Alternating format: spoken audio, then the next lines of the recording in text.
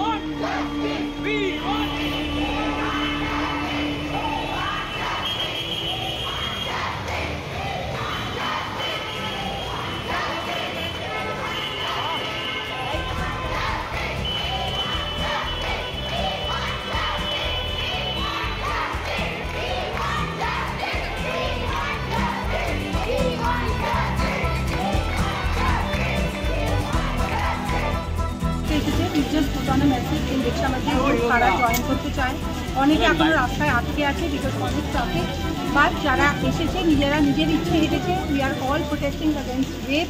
কলকাতায় না লাস্ট কদিন তোমরা দেখছো সব জায়গায় রেপ হচ্ছে, একটার পর একটা খবর আছে। Rape needs to stop.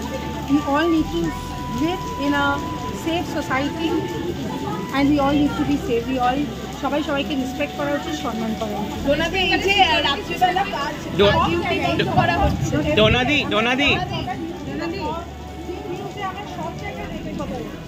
ডোনাদি মেয়েদেরকে রাতের বেলা কাজ,